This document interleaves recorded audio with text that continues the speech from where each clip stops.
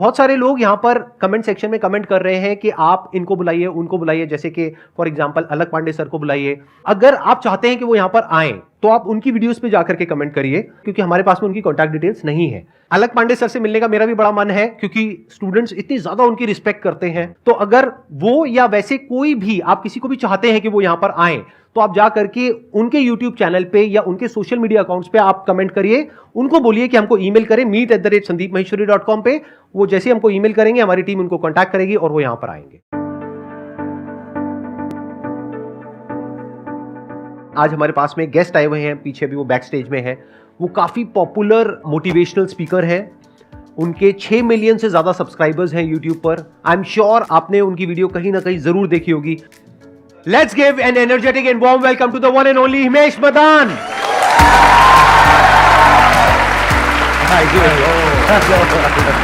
कैसे हैं? Hello everyone. Hello. मैं पहले बिलीव कर लूं, this is happening in real. 100%। एक चीज मैं हमेशा कहनी चाहता था कि जब भी आपसे मिलूंगा, क्योंकि कहीं ना कहीं पता था एक दिन जरूर मिलूंगा, पता नहीं था सीधा स्टेज पे ही मिलूंगा। सो आई ऑलवेज फील, एंड मैंने एक वीडियो में ये बोला भी था कि बहुत बार ना ये कहा जाता है कि देश का यूथ जो है वो डिस्ट्रैक्टेड है, या यूथ को सिर्फ एंटरटेनमेंट चाहिए, या सिर्फ वल्गर या कंटेंट देखना है, गाली देखनी है।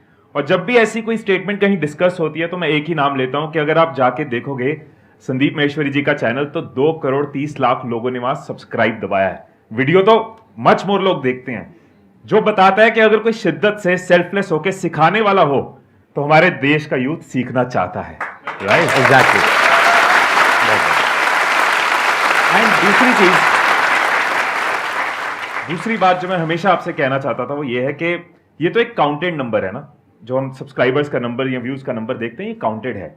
लेकिन एक चीज जो कभी काउंट नहीं की जा सकती कि वो वीडियो कहां कहां जा रही है, कौन कौन देख रहे हैं, कितने लोग व्हाट्सएप फेसबुक पे देख रहे हैं, उसका तो एनालिटिक्स भी नहीं है हमारे पास। एक एक वीडियो से कितने लोग जो डिप्रेशन से बच जाते हैं, जो कोई सुसाइड करने की सोच रहा है, लेकिन इस तरह की वीडियोस उनको बचाती हैं। आपकी वीडियोस के नीचे कई ऐसे कमेंट्स होते हैं, किसी का करियर बन जाता है, राइट, लाइफ लॉन्ग उसके आने वाली जनरेशंस बदल जाती हैं, कोई एंटरप्रेन्योर बन जाता है आपकी बिजनेस सीरीज देख के, वो जॉब क्रिएटर बन गया है। कितनी बड़ी कंट्रीब्यूशन आपकी जीडीपी में है, इकोनॉमी में। मंत्रालय को बैठ के ना स्टैटिस्टिक्स देखने चाहिए। The kind of contribution you have done to GDP, that is amazing. Let's put our hands. Thank you so much, thank you so much, thank you so much. अच्छा, आप लोगों को पता है ना, इनके फादर भी मोटिवेशनल स्पीकर है, मिस्टर TS मदान, और वो तब से मोटिवेशनल स्पीकिंग कर रहे हैं जब मैंने अपना करियर शुरू भी नहीं किया था। तो इनके फादर की मेरे को एक क्वालिटी बड़ी सही लगी थी, वो इनके अंदर भी है, वो है उनका सेंस ऑफ ह्यूमर। मतलब वो सेशन के बीच बीच में उन्होंने एक जोक भी क्रैक किया था, मेरे को याद नहीं है, आई एम नॉट श्योर, 10 साल पहले मैंने देखा था वो, कि मुझे पता नहीं था कि आप लोग यहाँ पर आकर के तालियां बजाने वाले हैं। अगर बजाते तो मैं अपनी वाइफ को भी साथ में लेकर के आता, तो इसीलिए लेके आया। उसके बाद अच्छा। So good to see you. मैं भी एक फैमिली का इंटीग्रल पार्ट बन चुकी हूँ। मेरा भी यूट्यूब चैनल है। आपकी फैमिली में कोई ऐसा भी है जिसका नहीं है यूट्यूब चैनल? इनका भी बहुत अच्छा एक यूट्यूब चैनल है जहां पे I think around 8 lakh subscribers हैं, if I am not wrong, right, Gunjan shouts के नाम से। और आप लोगों के मैंने व्लॉग्स भी देखे हैं, बहुत अच्छी केमिस्ट्री लगी मेरे को आप लोगों की। बाकी तो अंदर की बात तो आप दोनों को पता होगी, दूर से देखने में बड़ा अच्छा लगा। ऑनलाइन केमिस्ट्री अच्छी है। और आपने शायद वेट भी लूज किया है पहले से कंपैरेटिवली, राइट? आपका मैंने देखा कुछ वीडियोस में, तो ये वेट लॉस से रिलेटेड आई थिंक आप टिप्स देते हैं, एक्सरसाइज और वो सब, fitness, health, holistic health. Fitness, health, holistic health, अगर वो सब आपको चाहिए तो आप इनके चैनल पे जा सकते हैं। मोटिवेशन चाहिए तो इनके चैनल पे जा सकते हैं, और टाइम पास करना है तो मेरे चैनल पे आ सकते हैं। तो अब हमारे पास में 2 ऑप्शंस है, एक है कि हम बैठ करके आराम से ये सेशन करें, दूसरा है कि हम स्टैंडिंग में, मतलब कि सोफे वोफे हट जाएंगे और ये सब हट जाएगा और फिर स्टैंडिंग में सेशन करें। तो क्या चाहते हो आप लोग, कैसा होगा? कितने हैं सिटिंग वाले, एक बार हाथ ऊपर करो। कितने चाहते हैं स्टैंडिंग सेशन होना चाहिए? सब चाहते हैं, अरे क्या बात है। तो फिर ये हटाते हैं ये सब। अब आप लोग तरह तरह के अपने जो भी क्वेश्चंस हैं वो पूछ सकते हैं। सर मैं आप दोनों की बहुत बड़ी फ़ैन हूँ और दोनों ही मोटिवेशनल स्पीकर्स हैं। तो मतलब जब भी लाइफ में या फैमिली में कुछ भी इश्यूज आते हैं तो हम लोग आप दोनों के चैनल पे ही जाते हैं। सर जैसे मैं अपने जॉब वगैरह करती हूँ तो अप एंड डाउन्स आते हैं, लाइक कोई असाइनमेंट डिले हो गया या फिर कोई असाइनमेंट अच्छा हो गया। लेकिन जैसे कोई पास्ट में चीज़ हो जाती है ना, तो प्रेजेंट में मैं उस पास्ट चीज़ से कनेक्ट रहती हूँ। मतलब वो प्रेजेंट मोमेंट इंजॉय नहीं कर पाती हूँ। तो वो कैसे हम प्रेजेंट मोमेंट में रह सकते हैं और उसको ओवरकम कर सकते हैं पास्ट की चीज़ों को। एक चीज मेरा ना जनरली एक तरीका रहता है, मुझे ऐसे पसंद है क्योंकि सवाल पूछते तो मैं वापस सवाल पूछता हूँ। आप एक बात बताओ कि अगर आप कहीं जा रहे हो और रास्ते में आपकी गाड़ी जो है वो खराब हो गई, राइट, तो आप क्या करोगे उस केस में? ऑब्वियसली सर उसके लिए मैकेनिक बुलाओगे, या अगर कुछ खुद आता है तो ट्राई कर लोगे, वरना मैकेनिक बुला लोगे। टायर पंक्चर में भी यू कैन ट्राई और यू कैन कॉल समवन। ऐसा तो नहीं है कि गाड़ी खराब हो गई तो वहीं पे एक बिस्तरा लगाओगे, वहीं पे तकिया लगाओगे, खाना वाना मंगवाओगे कि आज से घर यही है, आज से सड़क के बीच में ही रहेंगे। ऐसा तो नहीं है। हम जो चीज अपनी रेगुलर लाइफ में करते हैं ना, वही हम अपनी मेन चीजों में भूल जाते हैं। अगर गाड़ी खराब हो गई, हम ये नहीं कहते कि अब यही रहना है, इसी थॉट में जीना है, इसी को अपना घर मानना है। हम ये सोचते हैं कि यहाँ पे क्या एक्शन है, क्या रेजोल्यूशन है, बिकॉज हम उसके साथ उतना इमोशनली लिंक्ड नहीं है। बट खुद के साथ हम बहुत हार्ड होते हैं, खुद के साथ हम बहुत प्रेशर लेते हैं। तूने ये क्यों कर दिया, तूने ये पास्ट में क्यों कर दिया। यहाँ पे बहुत जरूरी है कि अपने थॉट्स को देखो कि हम इतना हार्ड क्यों है। सेल्फ लव के साथ हमारी ग्रोथ की स्पीड हमेशा ज्यादा होगी वर्सेस सेल्फ हेटेड। अगर हम अपने दोस्त बन के चलते हैं कि कोई बात नहीं, हो गया, दैट्स फाइन, बहुत बड़ी लाइफ है, और कल की जो छोटी छोटी चीजें हैं ना, वो फ्यूचर में आपको पीछे देख के हमेशा हंसी आएगी। आज 1 साल पुरानी है तो कम हंसी आएगी, 10 साल बाद आपको लोगे किस चीज पे परेशान थे। सो जहां गाड़ी खराब हुई है, हमने एक्शन लेना है और आगे चलना है। सिमिलरली लाइफ में पीछे की चीजों की वजह से रुकना नहीं है, we have to move forward. Let's give a big hand for him. बहुत अच्छी बात बोली इन्होंने। अब मैं भी यहां पे थोड़ा सा ऐड करता हूं। आपकी प्रॉब्लम यह है कि प्रेजेंट मोमेंट में रहना है। प्रेजेंट मोमेंट में आप नहीं रह सकते हो। आपको क्या चाहिए? फ्यूचर में एक गोल चाहिए। अगर वो नहीं होगा तो पास्ट आपको घेर लेगा। There must be something to look up to, कि सुबह जब आप उठते हो तो ऐसा नहीं हो सकता कि आप उठे और प्रेजेंट मोमेंट में बस अपनी ब्रेथ को देखते चले जा रहे हो और खुश हो रहे हो, वाह वाह वाह वाह, I am alive, I am alive, alive. नहीं, ऐसा नहीं होता है। तो आपको क्या चाहिए? जब सुबह उठे तो एक रीजन चाहिए उठने का और आज काम करने का। वो काम किसके अकॉर्डिंग होना चाहिए? फ्यूचर में जो आपका गोल है उसके अकॉर्डिंग। और उस गोल को भी आप ब्रेक डाउन कर सकते हैं छोटे छोटे पार्ट्स में। मे बी अगर 2 साल बाद का कोई गोल है, 5 साल बाद का कोई गोल है, तो उसको ब्रेक डाउन कर दो छोटे छोटे गोल्स में। मतलब कि अगले 1 महीने में क्या करना है, अगले 1 हफ्ते में क्या करना है, आज क्या करना है। तो जब आपको पता होगा ना आज क्या करना है, जैसे आज सुबह हमें यहां पर ये करना था, लेकिन ये नहीं पता था कि खड़े होकर के करना था, ये पता था कि बैठ करके करना था। इसका मतलब कुछ और तो नहीं निकल रहा ना।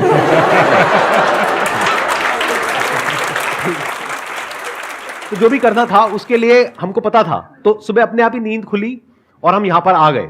अगर सोचो कुछ नहीं करना होता तो वही, हाँ ठीक है, आराम से उठेंगे, ये वो व्हाटएवर। तो there must always be something to look up to, कि आपकी लाइफ में कोई ना कोई बर्निंग डिजायर, कोई ना कोई गोल, कोई ना कोई ड्रीम, कोई ना कोई विजन, कुछ ना कुछ होना चाहिए। तभी इस मूवमेंट में आप अच्छे से जी सकते हो। अगर कुछ नहीं है तो जिंदगी थकी हुई हो जाएगी। पास्ट आपको घेर लेगा। प्रेजेंट में भी बहुत प्रॉब्लम्स है, पास्ट में भी बहुत प्रॉब्लम्स थी, फ्यूचर में पता नहीं क्या क्या हो सकता है। तो फ्यूचर से रिलेटेड एंजाइटी आ जाएगी, पास्ट से रिलेटेड स्ट्रेस आ जाएगा, और प्रेजेंट तो हमको घेरने के लिए बैठा ही है चारों तरफ से। तो आप चारों तरफ से फंस जाओगे। तो इससे निकलने का क्या तरीका है? फ्यूचर पे, अपने गोल पे अपना ध्यान दो कि जो हो गया, अब आगे देखते हैं क्या करना है।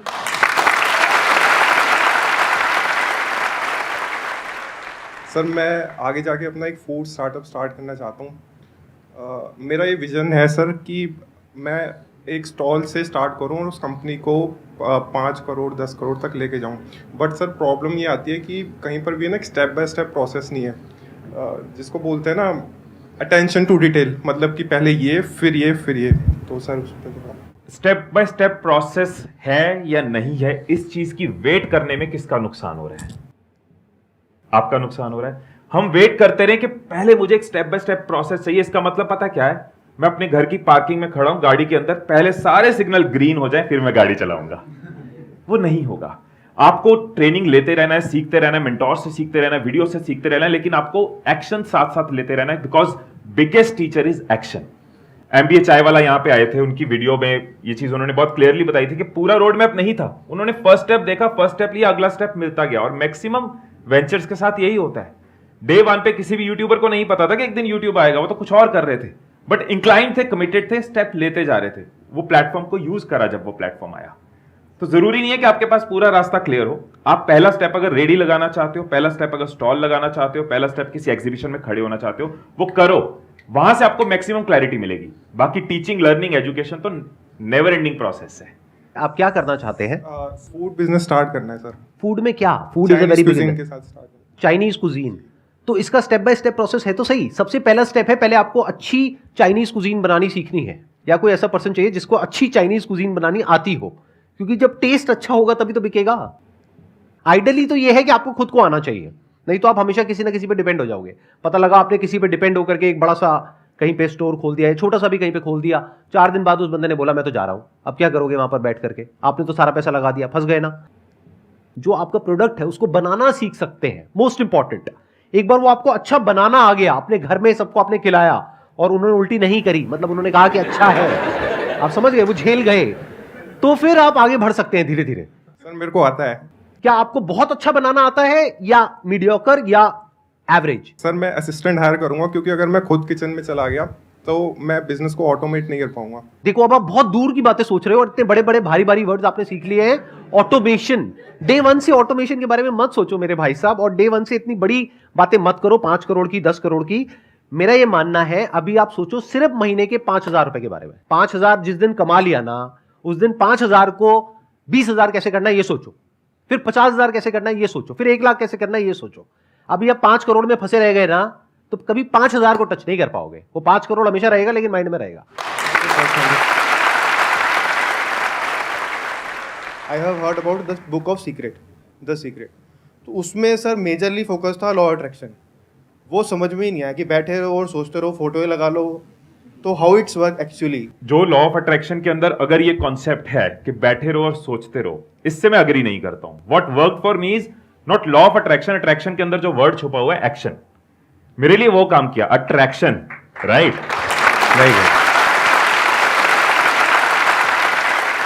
अगर हम कॉन्सेप्चुअली देखें, अगर आप किसी चीज के बारे में हर रोज शिद्दत के साथ सोच रहे हो, उसके बारे में बिलीफ रख रहे हो, उसके कॉम्प्लीमेंटिंग एक्शन ले रहे हो, गिव अप नहीं कर रहे, अपने आप को हमेशा थ्रू आउट पॉजिटिव रखते हो, अपना वो बिलीफ पॉजिटिव है, आपको वो बिलीफ है कि मैं करूंगा, और उसके लिए आप सीख रहे हो, लर्न कर रहे हो, एक्शन ले रहे हो, कंसिस्टेंट हो, कमिटेड हो, उसके बाद आपको रिजल्ट मिलते हैं। अब इसको अगर लॉ ऑफ अट्रैक्शन कहें तो लॉ ऑफ अट्रैक्शन कहना है, कह सकते हैं। अगर इसको मैं लॉ ऑफ एक्शन बोलूं तो ये लॉ ऑफ एक्शन भी यही है। Think about something, believe in that, take consistent action, keep learning, you will fall, you will rise, gradually you will grow. मेरे लिए लॉ ऑफ अट्रैक्शन के अंदर बिलीव करके बैठ जाना इज नॉट द सोल्यूशन, मेरे लिए action is the solution. Sir, I just want to ask, like females have to play multiple roles, various roles, and we want to justify with each role that we play.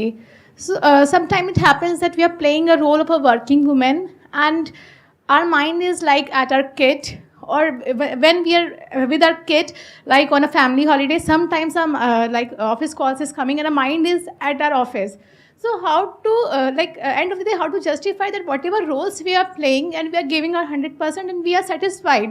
पहली चीज, मतलब मुझे लगता है कि justify करने की जरूरत किसी भी फीमेल या किसी भी ह्यूमन को नहीं होनी चाहिए। हैविंग सेड दैट, फैक्ट है जो आप कह रहे हो, आयरनी बोलूंगा मैं उसको, कि फीमेल्स को स्पेशली एशिया में ये चीज और ज्यादा है कि बहुत ज्यादा जस्टिफाई करना पड़ता है। इस तरह का कल्चर, इस तरह की चीजें बना दी गई हैं। बट अगर किसी ने बना दी हैं, अगर चली चलाई आ रही हैं, या ऐसे कुछ स्टीरियोटाइप्स अगर बन गए हैं, तो डज नॉट मीन कि हमें हमेशा जस्टिफाई करते रहना है। पहली चीज, आपको सिर्फ खुद को जस्टिफाई करना है, किसी और को जस्टिफाई नहीं करना। You should be content, you should be happy, you should be satisfied, वो ज्यादा जरूरी है। दूसरों के सेटिस्फेक्शन मीटर्स के साथ अगर चलना शुरू कर दिया तो वो कभी खत्म नहीं होंगे। एक ऐसी रेस है जिसमें हम भागते रहेंगे और शायद वो रेस कभी खत्म नहीं होगी। तो जो रेस ने कभी खत्म नहीं होना, उसमें भागना क्यों है? कि satisfying everyone in the world, that is something जो रेस कभी खत्म नहीं होगी। आपका जो क्वेश्चन है उसका आंसर ये ज्यादा अच्छे से दे पाएंगी अगर आपको कोई दिक्कत ना हो यहाँ पर स्टेज पे आने में। तो एक बार माइक दीजिए इनको, बिकॉज शायद हम लोग नहीं समझ सकते कि आप किस स्टैंड पॉइंट से क्या पूछ रहे हैं, वो ये ज्यादा अच्छे से आपको बता पाएंगे। प्लीज आइए, आप यहाँ पे आइए। सबसे पहले तो thank you for calling me on stage, because मैं ऑनेस्टली इसका आंसर ना मेरे वहाँ पे मन में चल रहा था। सबसे पहले मुझे लगता है कि शायद ये ना फीमेल प्रॉब्लम नहीं है, ये एक ह्यूमन या फिर एक क्योंकि आप सब कुछ कर रहे हो, आप अपनी जॉब भी कर रहे हो, आपकी पर्सनल लाइफ भी है और इतनी सारे रोल्स आप प्ले कर रहे हो, तो ये हर एक इंडिविजुअल की प्रॉब्लम है जो लाइफ में कुछ भी कर रहा है। मुझे लगता है कि लिव इन द मोमेंट, आप जहाँ पर हो, जब अपने बच्चों के साथ हो तो आप सिर्फ उस पर फोकस करो, उनको 100% टाइम दो, और जब आप अपनी जॉब में हो उसको 100% टाइम दो। एट द सेम टाइम जब आप वेकेशन पे हो, इन्जॉय कर रहे हो, हमारा वहाँ पे पर्पस है रेजुविनेट करना खुद को, तो आप इन्जॉय करो। जब आप उस मोमेंट को 100% इन्जॉय करोगे ना, तो नेक्स्ट टाइम आप जब आप अपनी फैमिली के साथ हो या जॉब में हो, तो ऑटोमेटिकली आप वहाँ पर भी अपना 100% दे पाओगे। बहुत बढ़िया, बिल्कुल। I hope that answers your question. हाँ, प्लीज हैव अ सीट, बैठिए। Thank you so much. Thank you so much for coming. Yeah, thank you. So it's a privilege to be here. Thank you so much for inviting all of us, and we all are खच्चर्स for you. अरे नहीं नहीं नहीं, मजाक करता हूँ, सबसे बड़ा खच्चर तो मैं हूँ। नहीं, वो sir. बोलते नहीं है बचपन में जो बोलता है वही होता है। तो मैं अगर सबको बोलता हूँ तो मैं ही खच्चर हूँ। हाँ, नहीं सर, हम सब खच्चर। अरे नहीं नहीं, चलो आप इतना कह रहे हो तो ठीक है। सर 2012 से मेरी शुरुआत हुई आपके हमारे कोचिंग इंस्टीट्यूट में आपका वीडियो दिखाया जाता था। उसके बाद से सर मेरे को मतलब चैनलाइज करना थॉट्स को वो आने लगा।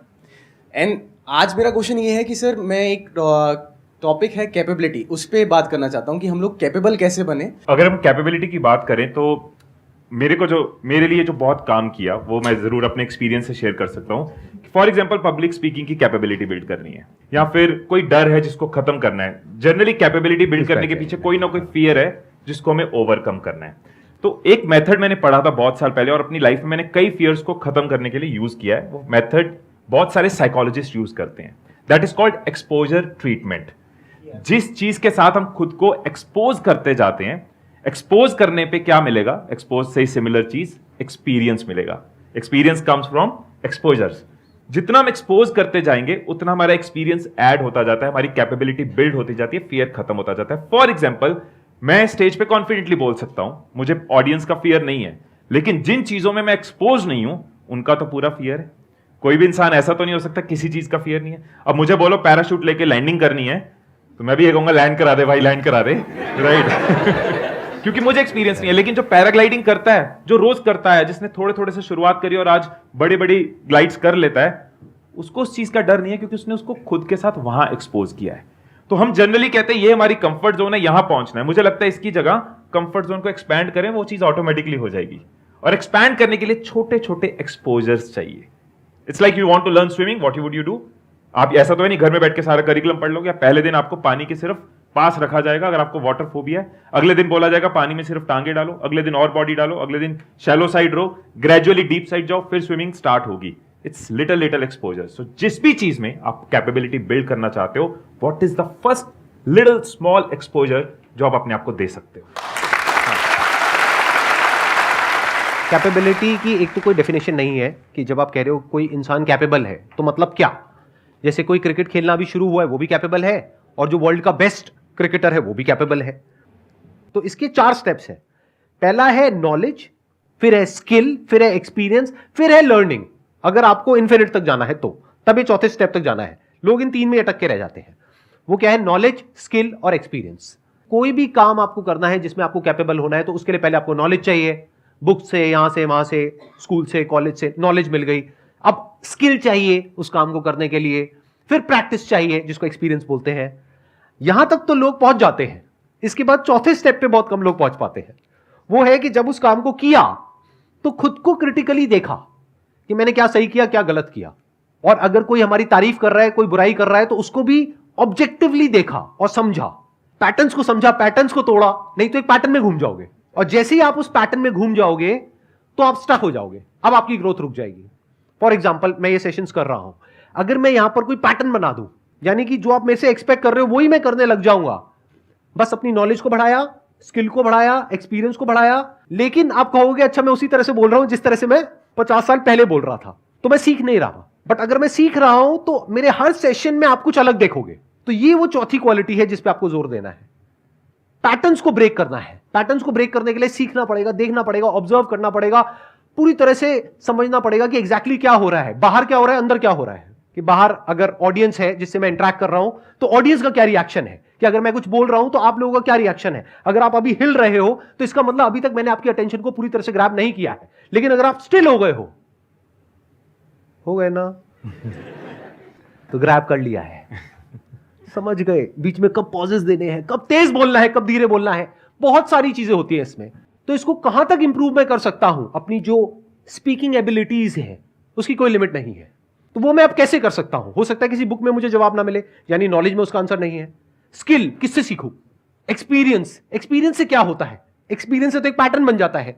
जैसे आपको अपने घर से ऑफिस जाने का एक्सपीरियंस है एक रास्ते से, तो अगर आप कुछ और भी सोचते रहोगे तो वहां पहुंच जाओगे। तो एक्सपीरियंस से क्या होता है? तो अब मुझे क्या करना पड़ेगा? देखना पड़ेगा कि कहां पे क्या पैटर्न्स बन रहे हैं, उसको ब्रेक करना पड़ेगा। देखना पड़ेगा अच्छा इसको नेक्स्ट लेवल पे कैसे लेकर के जाऊं, क्या अलग करूं। अलग करने में रिस्क होता है, तो रिस्क लेना पड़ेगा। Because the moment you try something different, तो लोग उल्टा बोलने लग जाते हैं। जब मैंने सीरीज शुरू करी थी तो वहां पे आप जाकर के देखो, बहुत लोगों ने कमेंट किया था, अरे क्या कर रहे हैं। मुझे पता है कि मैं क्या कर रहा हूं, उनको नहीं पता है। अगर पहले से मैंने क्वेश्चंस प्लान कर लिए और पहले से हम लोग मिल गए और यहां पर आकर के कुछ कर रहे हैं, तो उसमें ज्यादा मजा आएगा या अभी मजा आ रहा है? अभी मजा आ रहा है, यस और नो? क्यों आ पा रहा है वो मजा? क्योंकि ना मुझे पता है कि यहां पर क्या होने वाला है, ना इनको पता है अगले मोमेंट में क्या होने वाला है, ना आपको पता है, कुछ भी हो सकता है। ये जो थ्रिल है ये एक तरह की राइड है। तो I am creating an experience like no other on this planet.